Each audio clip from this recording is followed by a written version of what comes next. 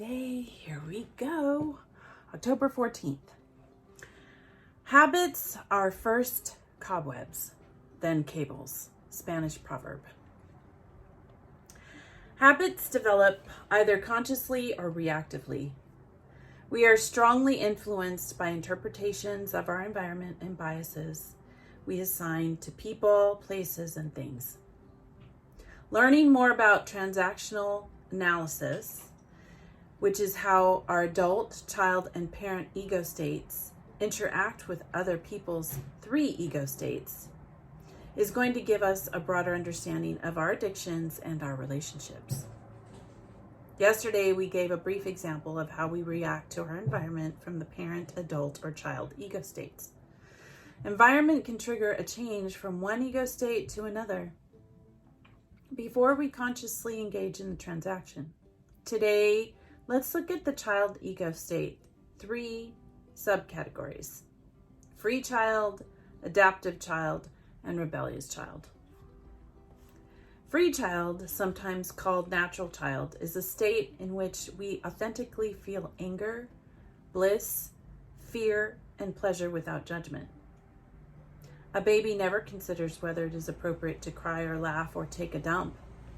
They just do. None of us could achieve orgasm in any ego state other than free child. Analyzing as adult or judging as parent, we can't achieve orgasm. We have to let go and be present in our feelings. As rebellious child, we dig our heels in. This ego state can protect us from danger or keep us sober out of spite. It can also create a deadlock in negotiations or resistance in our recovery. Adaptive child, sometimes called little professor, is the most misunderstood ego state subtype. Here we examine our environment and develop lifelong coping skills. Maladaptive coping skills can form when adequate guidance is unavailable or personal insight is underdeveloped. The adaptive child does the best she can.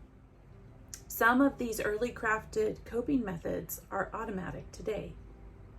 Laughter or exhilaration, refusing to be subordinated, or becoming speechless during an argument are all child ego state reactions. Tomorrow, we look at parent and how child and parent ego states trigger each other. Can I point to a recent interaction that triggered my stubbornness? Do I sometimes feel free of inhibitions? What is one of the childlike coping techniques I use when I feel stress? So, wow. This is all really, really good. I'm going to go ahead and put the link on the adaptive child. I like Yaz, so I'm going to put hers down. When I read this, I thought of a lot of different things. Some of the things that I thought of was when I go to my meetings, they often will say let go and let God, right? Or let live and let live. And we as ex-JDubs or people who have left cults and they've been traumatized religiously, it's that necessarily, it's funny that that's what's said and at a AA meeting is to live and let live, or let go and let God, because I wasn't allowed to do that in my cult. I was only allowed to think of the way Jehovah thinks, or do what Jehovah wants me to do. And I couldn't relax. It was always very frightening. So when I go into meetings, when I'm dealing with Al-Anon and they talk about God, I just pin up. I can't seem to get even relaxed. And that makes the flow for my progress, it makes it slower. So I think something like this is way more open. I enjoyed the fact that it talked about our bodily functions as human beings, right? As human beings, we have orgasms, right? That's what we have. That's normal.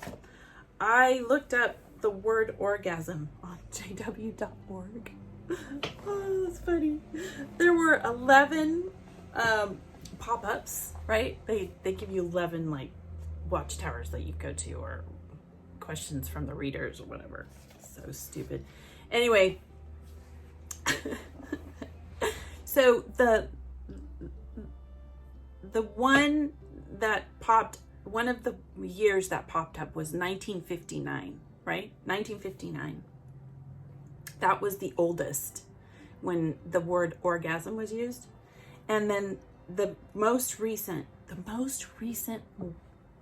watchtower or whatever, that they had up there for the word orgasm was in 1988. It's crazy. So that is 34 years ago they had an article on orgasms. That's crazy. And I want to, again, highlight for women, I will always, patriarchy sucks for women. That's all I have to say. And I'm going to read to you because, sexual repression is real in all cults. Not in all cults. Sexual repression in Christian fundamental cults. It's crazy. And people have so many difficulties. Let me see if I can find this. Here we go. Now, this is my book that I encourage any woman to get. This is from, her name is Dr. Stewart, and she is she takes care of women, and that's so their mind and their bodies. And when a woman comes in to have an exam with a doctor, it is probably the most humiliating thing I could possibly imagine as a woman. And this woman is so kind, and I'm so grateful for her book. The vulva and vagina are body parts, just like hands and feet. I've made the point that there's nothing wrong with exploring them. If in the process of touching you become sexually aroused, fine. That means you're properly wired, which should be reassuring. Give yourself permission to experience the entire range of feelings, both sexual and non-sexual, about the skin in which you live in. That's not in any of the literature that is in a jw.org article with the word orgasm in it. That's not surprising, right? We already know that. If you're an XJW, you already know that. But it is kind of humorous, I think. Let's see, I wanted to bring something else out. Oh, crumb. I have it on here. My critical thinking skills.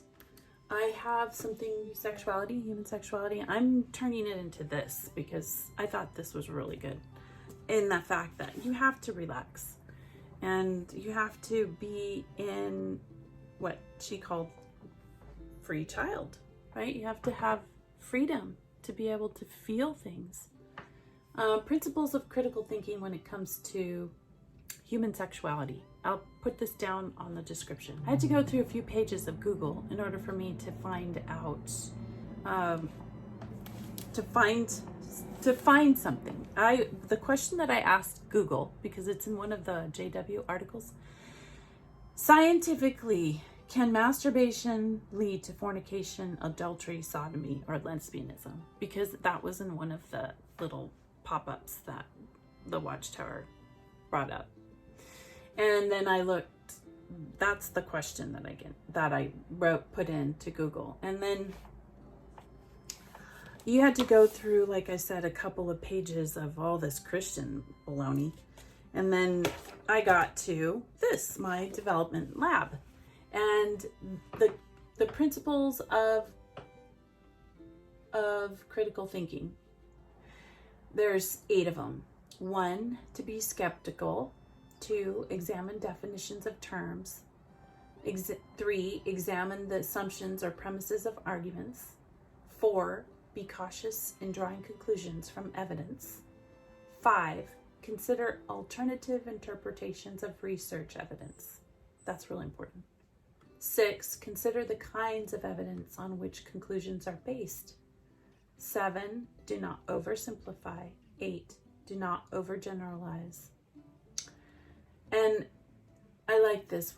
Critical thinking. What kinds of intellectual and interpersonal conflicts are likely to be encountered by people who decide that they would like to be critical thinkers, right? Thinking critically about human sexuality.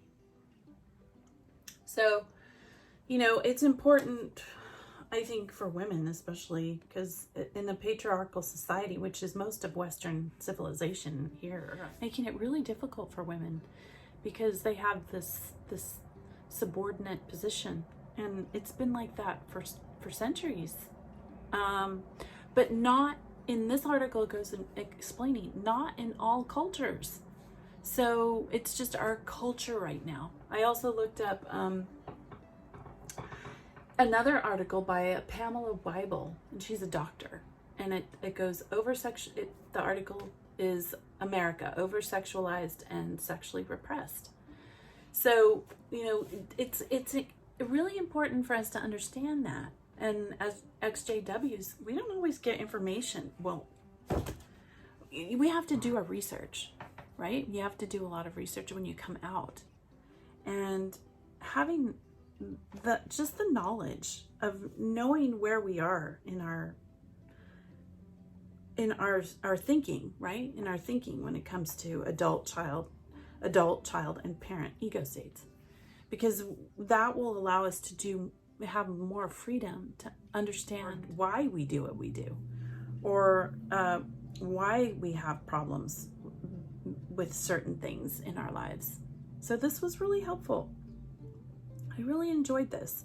I will again put the